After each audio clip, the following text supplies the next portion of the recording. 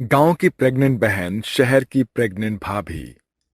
सुरेश शहर में अपनी पत्नी मलाइका के साथ रहता था। उसे मलाइका के साथ रहते हुए 3 साल बीत चुके थे और अब मलाइका गर्भवती हो चुकी थी। सुनिए जी, मेरा तो मन कुछ तीखा चटपटा खाने को हो रहा है। आप एक काम कीजिए, मेरे लिए समोसे ले आइए। मलाइका, ऐसी हालत में ये सब ना खाकर तुम्हें ताकत की चीजें खा लेनी चाहिए। कैसा रहेगा अगर इसी की जगह पर मैं थोड़ा पनीर ले आऊं तो? पनीर? यू नहीं नहीं, अरे कुछ नहीं होता, आप समोसे ही लेकर आना। सुरेश को प्रेगनेंसी वगैरह के बारे में ज्यादा जानकारी नहीं थी। मलाइका उसे जो भी लाने को बोलती थी वो ले आता था।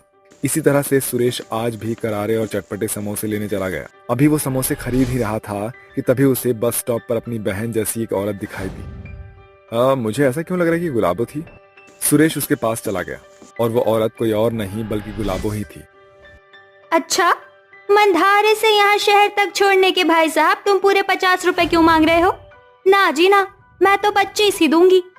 अरे सभी जगह बस 25 रुपए ही मांगते हैं, तुम ही अनोखे लाल हो। गुलाबो? कौन बोला? अरे सुरेश, तू यहाँ अचानक? इससे पहले गुलाबो कुछ बोलती, बस वाला बोल पड़ा। अरे भाई, बाद में बात करना, मुझे और पैसेंजर्स को भी छोड़ना है। तुम लोग मेरे पैसे दे दो।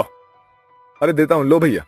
सुरेश ने पैसे दे दिए और वो गुलाबो के साथ अपने घर जाने लगा। अचानक कैसे आना हुआ? अब क्या ही बताऊं, तेरे जीजा जी को अचानक काम से जाना पड़ा। मेरा घर में अकेले मन नहीं लग रहा था, तो मैं तुम्हारे पास चली आई। ये तो तूने बहुत ही अच्छा किया। ये इस पन्नी में क्या है? ये मलाइका ने मंगवाए थे समोसे। तू खाएगी?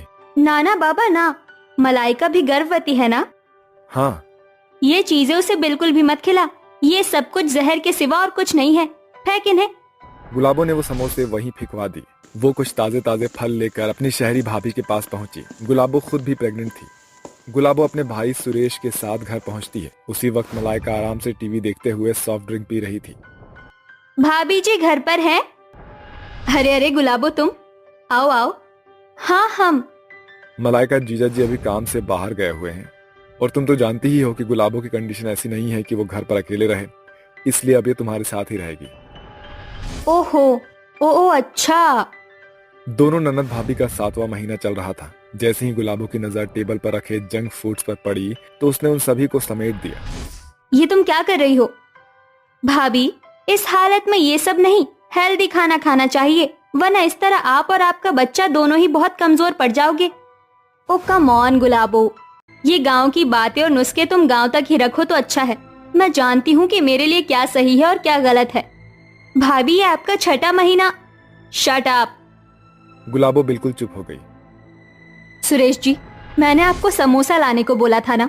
हाँ, लेकिन मलाइका, अभी ये सब कुछ खाना सही नहीं है। आप भी अपनी बहन की ही बोली मत बोलिए। मलाइका नाराज होकर कमरे में चली गई। अगली सुबह जल्दी से उठकर वो नहा धोकर भगवान का ध्यान करने लगी। वो जोर जोर से भजन गा रही थी। ओम जय जगदीश हरे, स्वामी जय जगदीश हरे। उसकी आवाज सुनकर मलाइका नींद में आंखें रगड़ती हुई नीचे आ गई। उधम क्यों मचा रही हो? बहुत अच्छा हुआ भाभी जी, आप उठ गई। पता है, गर्भावस्था में सुबह शाम टहलना बहुत जरूरी है। हम दोनों अभी टहलने चलेंगे। बस करो अपना ये नाटक गुलाबो, मुझे बहुत नींद आ रही है। भाभी, आप ऐसा कोई तो काम करो जिससे आपका बच्चा स्वस्थ रहे। मेरा बच्चा बहुत ज्यादा स्वस्थ है, तुम उसकी चिंता ना करो। मलाइका ऐसा बोलकर वापस अपने कमरे में चली गई। गुलाबो उसे जो भी सही बात बताती वो उसे मानती ही नहीं थी। मलाइका आ जाओ, मैंने देसी घी के पराठे और हलवा बनाया है, बड़ा ताकतवर है। आओ और इसे खा लो। देसी घी ना बाबा ना, ये तो मुझे मोटी कर देगा। प्रेगनेंसी में थोड़ा सा तो मोटापा चढ़ ही जाता है, इसमें कोई बड़ी बात नहीं है। तुम इस मोटापे को बाद में घटा सकती हो। नहीं नहीं, मैं तो ऐसी स्लिम ट्रिम ही अच्छी हूँ, मुझे तो लाइट कैलोरीज का ही कुछ खाना है। भाभी, बाहर की चटोरी चीजें खाते हुए आपको आपके मोटापे की फिक्र नहीं रहती है क्या? वो खाना उस हलवे और पराठे से लाइट होता है। मेरा दिमाग खराब मत करो। सुरेश को अपनी बीवी की हरकतों की वजह से अपने होने वाले बच्चे की बहुत ज्यादा चिंता हो रही थी। देखते ही देखते समय बीत गया और अब दोनों का 8वां महीना लग चुका था। जहाँ गुलाबो गांव के नुस्खों और ताकत की चीजें खा पी रही थी, वही मलाइका सिर्फ बाहर के तले भुने खाने ही खा रही थी। गुलाबो, मैं सोच रहा हूँ कि अब बहुत दिन हो चुके हैं, क्यों ना आज तुम दोनों का चेकअप करवा दूं। ठीक कहते हो जी आप। मेरा भी जी बड़ा अजीब सा रहता है और बहुत ज्यादा थकान भी होती है। फिर क्या था, सुरेश अपनी बीवी और बहन को गाड़ी में बिठाकर डॉक्टर के पास ले गया।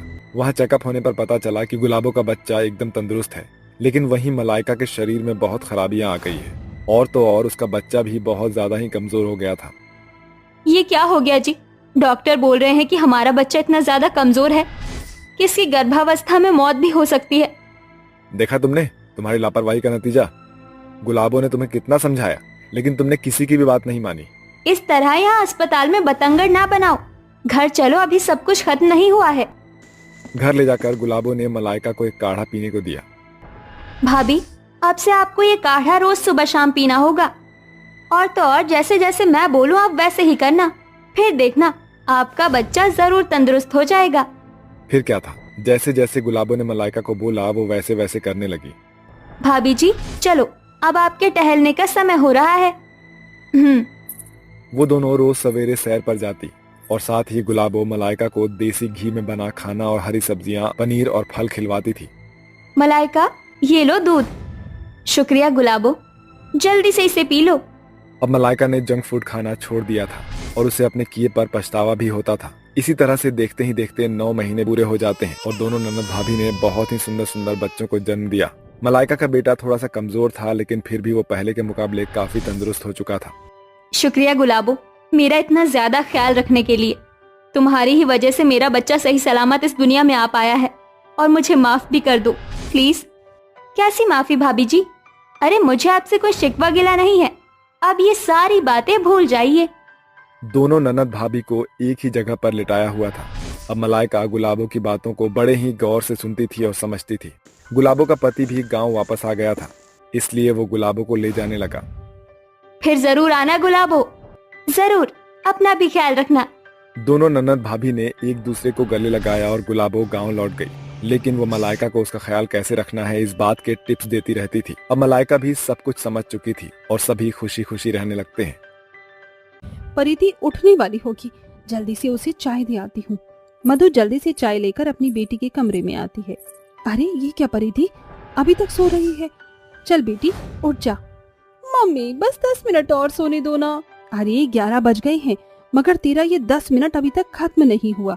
चाय रख दी है मैंने, किचन में जा रही हूँ वरना सब्जी जल जाएगी। मधु जैसे ही जाने लगती है कि तभी परिधि बिस्तर से उठकर अपनी माँ को गले से लगा लेती है। गुड मॉर्निंग मेरी प्यारी mummy, thank you so much. आप मेरी खुशियों का कितना ख्याल रखते हैं। बस बस अब माँ को ज्यादा मक्खन मत लगा, चाय रखी है पी लेना। माँ सिर्फ सूखी सूखी चाय दोगे ना? बाहर कितना अच्छा मौसम हो रहा है, मुझे ना मशरूम टिक्का खाना है मेरी प्यारी मम्मी। आप बनाओगी ना मेरे लिए मशरूम टिक्का? अरे क्यों नहीं बनाऊंगी, मैं अपनी प्यारी बेटी के लिए। चल तू जल्दी से रेडी होकर नीचे आ जा, तब तक मैं मशरूम टिक्का बना कर रखती हूँ। परिधि जल्दी से रेडी होकर खाने की मेज पर आ जाती है और अपनी माँ के हाथों का बना गर्मा गर्म मशरूम टिक्का खाने लगती है। माँ क्या बात है, आपने कितना टेस्टी मशरूम टिक्का बनाया है, खाकर मजा ही आ गया। अरे वाह माँ, देखो बाहर बारिश शुरू हो गई है, प्लीज मेरे लिए थोड़े पनीर के पकौड़े भी बना दो। परिधि आखिर कब तक तू अपनी सारी फरमाइश मुझे ही देती रहेगी? अब तू बड़ी हो गई है, तू खुद भी खाना बनाना और घर के काम करना सीख ले, वरना कल को जब तू शादी करके ससुराल जाएगी तो क्या करेगी वहाँ? माँ मैं तो अपने ससुराल जाकर भी बिल्कुल ऐसे ही ऐश करूंगी जैसे कि अपने मायके में करती हूँ। परिधि बेटी तू जानती है, एक लड़की के लिए उसका ससुराल कभी उसका मायका नहीं बन सकता, क्योंकि जब एक लड़की शादी करके किसी और के घर जाती है तो बहुत से नए रिश्ते उससे जुड़ते हैं और बहुत सी जिम्मेदारियां उस पर आ जाती हैं। जब मेरी शादी तेरे पिताजी से हुई थी तो मैं भी हर लड़की की तरह हजारों सपने लेकर ससुराल आई थी, जिन्हें मैं अपने मायके में पूरा नहीं कर पाई थी। सोचा था कि शादी के बाद अपनी ससुराल में उन सभी सपनों को पूरा करूंगी, मगर मायका मायका ही होता है, इसीलिए मैंने तुझे मायके में कोई कमी नहीं दी। माँ मैं आपकी बातों को और आपके जज्बातों को समझती हूँ, मगर अब जमाना बदल चुका है। अच्छा अब मुझे रिया के घर उसकी बर्थडे पार्टी में जाना है, मैं रेडी होने जा रही हूँ। जमाने के साथ चलने वाली परिधि बहुत ही खुश मिजाज और जिंदगी को खुलकर जीने वाली लड़की है, मगर क्या ससुराल को लेकर परिधि के सपने पूरे होंगे? ऐसे ही कुछ दिन बीतते हैं और परिधि की शादी एक अमीर खानदान में गायत्री के छोटे बेटे लविश से पक्की हो जाती है और शादी की रस्में भी शुरू हो जाती हैं। एक रात, अरे परिधि बेटी, तू अब तक जाग रही है? माँ, मैं सूटकेस में सामान रख रही थी। देखो माँ, मैं ये सब कुछ अपने साथ अपने ससुराल लेकर जाऊंगी, क्योंकि इन गुड्डे गुड़ियों और इन ड्राइंग्स के साथ मेरे मायके की यादें जुड़ी हैं। अगले दिन बड़े धूमधाम से परिधि और लविश की शादी हो जाती है और वो बहू बनकर ससुराल आ जाती है, जहाँ उसकी सास गायत्री उसका गृह प्रवेश कराती है। आओ परिधि बहू, हमारे परिवार में तुम्हारा स्वागत है। अंदर आने के बाद परिधि अपना घूंघट उतार देती है, जिसे देखकर गायत्री गुस्से में कहती है, परिधि बहू, शायद तुम भूल रही हो कि अब तुम सिंधिया परिवार की बहू हो और इस घर की बहुओं के सर से पल्ला नहीं उतरता। आइंदा इस बात का ध्यान रखना। जी मम्मी जी। परिधि के साथ ऐसा होता देखकर गायत्री की बड़ी बहू सौम्या को बहुत बुरा लगता है, क्योंकि ये सब उसके साथ बीत चुका था। माँ जी, सारी रस्में तो हो गई हैं, क्या मैं देवरानी जी को कमरे में छोड़ाऊं? एक मिनट, जरा रुको। परिधि बहू, इस सूटकेस में क्या है? इसे खोलो। अपनी सास के कहने पर परिधि अपना सूटकेस खोल देती है, जिसे देखकर गायत्री कहती है, अरे बहू, ये क्या रद्दी भरकर रखा है इसमें? मैंने लविश का रूम नए तरह से तैयार करवाया है। वहाँ फर्नीचर से लेकर सब सामान नया सेट है। एक काम कर, ये सब कबाड़ स्टोर में रूम में रख दे अपने। मगर मम्मी, अगर ये सामान भाभी के साथ उनके कमरे में चला जाएगा तो क्या दिक्कत है? हाँ ना, मैंने तुझे जितना करने को कहा है उतना ही कर। अपनी सास के इस बर्ताव को देखकर परिधि मन में सोचती है, शादी के बाद एक लड़की का सिर्फ घर नहीं बदलता, उसकी दुनिया बदल जाती है। ऐसा क्यों होता है आखिर? शादी के पहले दिन परिधि अपने कमरे में सो रही होती है, तभी गायत्री सुबह सुबह उसके कमरे का दरवाजा खटखटाती है। नई बहू, अरे ओ नई बहू, सुबह के 5 बजने वाले हैं, जल्दी से नहा धोकर नीचे आ जाओ। जी बस 5 मिनट में आती हूँ मम्मी जी। कल तक जो परिधि अपने मायके में 11 बजे तक सोकर उठती है, शादी के बाद अब उसे सुबह के 5 बजे उठना पड़ता है। परिधि जल्दी से रेडी होकर रसोई में आती है। बहू, आज तेरा ससुराल में पहला दिन है, इसीलिए तुझे अपने पहले रसोई में छोले, पूरी, खीर, राजमा चावल, 3-4 तरीके की मिठाई, ये सब बनाना है। भाभी, मेरे लिए मिठाई में गुलाब जामुन जरूर बनाना प्लीज, और छोले भटूरे भी बना लेना। जैसे ही परिधि गैस ऑन करने जाती है तो गायत्री कहती है, बहू, तुझे अपनी पहली रसोई की रस्म इस गैस चूल्हे पर नहीं बल्कि मिट्टी के चूल्हे पर पूरी करनी है, वहाँ आंगन में जा, क्योंकि आज तेरा पहला दिन है। ये सुनकर परिधि चिंता में पड़ जाती है। पता नहीं मैं ये रस्म कैसे पूरी करूंगी। आज से पहले मैंने चूल्हे पर कभी खाना नहीं बनाया। पता नहीं इतना सारा खाना मैं कैसे बनाऊंगी। काश माँ यहाँ होती। बेचारी नई नवेली परिधि भरी गर्मी में आंगन में बैठकर चूल्हे पर सारा खाना बनाती है। तभी उसे अपने मायके की याद आती है। मधु किचन में खाना बना रही होती है, तभी परिधि वहाँ आती है। मम्मी, आप पास्ता में नमक डालना भूल गई हैं। तभी रसोई में चारों तरफ फैले मिर्च के धुएं से वो खांसने लगती है और गर्मी से भी भीग जाती है। अरे ये क्या हुआ मेरी बच्ची? ये ले पानी पी और जाकर अपने कमरे में बैठ। यहाँ गर्मी हो रही है, मैं तेरे लिए दूसरा पास्ता बना कर लाती हूँ। अचानक चूल्हे के आंच से परिधि का हाथ जल जाता है और वो अपने मायके की याद से बाहर आ जाती है। ऐसे ही वक्त गुजरता है। परिधि को अपने ससुराल में साड़ी पहनना और घूंघट में रहना पड़ता, साथ ही सुबह सबसे पहले जल्दी उठना और सारा दिन काम करना बहू बनने के बाद ससुराल के हर दिन की रोजमर्रा का हिस्सा होता है। जब से मेरी शादी हुई है मैं माँ से मिलने एक बार भी नहीं गई। माँ से मिले हुए बहुत दिन हो गए हैं। आज मायके चली जाती हूँ। लविश, आप ऑफिस जा रहे हैं ना? क्या आप मुझे रास्ते में मेरे मायके छोड़ देंगे? हाँ परिधि, क्यों नहीं, तुम जल्दी से रेडी हो जाओ, फिर मैं तुम्हें तुम्हारे मायके छोड़ाऊंगा।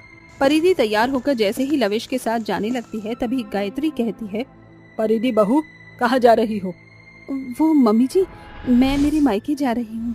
माँ की बहुत याद आ रही है, सोचा उन्हें मिलाऊं। बहू, तुम इस घर की बहू हो और तुम अपनी मर्जी से मायके जा रही हो। एक बार भी अपनी सास को बताना जरूरी नहीं समझा, और तो और अपने मायके जाने से पहले मुझसे पूछा ही नहीं। कहीं नहीं जाओगी तुम। ये सुनकर परिधि की आंखों में आंसू आ जाते हैं और वो रोते हुए अपने कमरे में चली जाती है। तभी सागर कहता है, अरे गायत्री जी, कभी कभी तो आप हद ही कर देती हो। अरे बहू अपने मायके ही तो जा रही है, अब तुम उस बेचारी बहू पर ज्यादती कर रही हो। माँ, जरा सोचिए, आज अगर परिधि की जगह हमारी आहाना होती और उसकी सास उसे उसके ससुराल से हमारे घर नहीं आने देती तो कितना बुरा लगता। फिर परिधि भी तो बहू होने के साथ किसी की बेटी है। शादी के बाद एक लड़की अपना घर बार छोड़कर आखिर क्यों अपनी मर्जी से जी नहीं सकती? क्यों अपनी मर्जी से अपने मायके नहीं जा सकती? क्या कुछ नहीं करती वो खुद को अपने ससुराल में ढालने के लिए? अपनी खुशी, अपने शौक, यहाँ तक कि अपना सरनेम भी बदल देती है। ऐसे में अगर उसके ससुराल वाले भी उसे नहीं समझेंगे तो कौन समझेगा? सभी के समझाने पर गायत्री को अपनी गलती का एहसास हो जाता है और वो परिधि के पास आती है। परिधि बहू, अपनी सास को माफ कर देना। शादी के पहले दिन से मैंने तुझे बंदिशों में बांध कर रखा, मगर अब नहीं। तू अपने मायके जा सकती है। जैसे मेरे लिए मेरी बेटी आहाना है, वैसे ही अब से तू और सौम्य बहू भी है। उस दिन के बाद से परिधि को अपना ससुराल पराया घर नहीं बल्कि मायके जैसा लगने लगता है और सभी खुशी खुशी रहने लगते हैं। अगर हर लड़की के लिए उसके ससुराल का घर आंगन खुशियों भरा हो जाए तो किसी भी लड़की का मन शादी के बाद अपने मायके की यादों में नहीं घुलेगा।